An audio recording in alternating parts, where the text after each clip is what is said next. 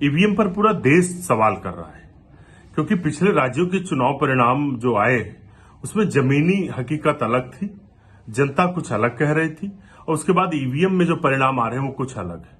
जनता को अब ये लग रहा है कि वो सिर्फ ईवीएम को वोट दे रही है, ईवीएम किसे वोट दे रहा है ये पता नहीं चल रहा है। तो लोकतंत्र में पारदर्शिता बढ़े, पारदर्शिता बनी रहे, क्योंकि भारत का लोकतंत्र प्रथम है। लोकतंत्र में लोगों का विश्वास बनाए रखना हमारी जिम्मेदारी है, इसलिए ईवीएम को हटाया जाना चाहिए।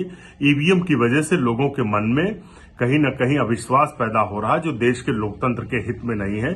और भारतीय जनता पार्टी इतनी ईवीएम की वकालत क्यों कर रही है?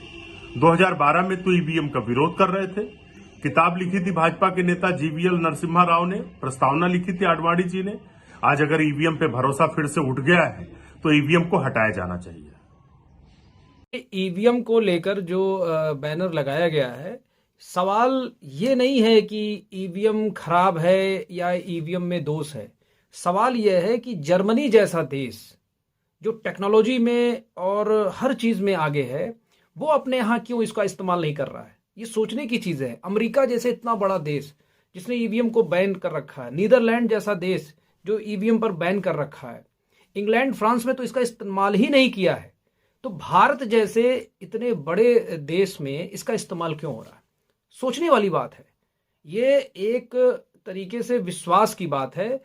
लोकतंत्र में जनता जो है मालिक होती है, और जनता जब अपना मत देती है तो उस पर उसका विश्वास होना चाहिए। तो इसलिए विश्वसनीयता का जो है के कारण ईवीएम पर भरोसा नहीं है। सबसे बड़ी बात यही है, और इसी का विरोध विपक्ष के लोग कर रहे हैं। इसीलिए हमने जो है इसके पहले भी हम लोगों ने विरोध किया है, समाजवादी पार्टी ने विरोध किया है।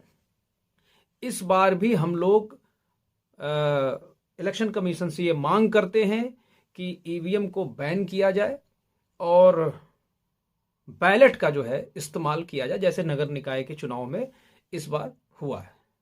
धन्यवाद।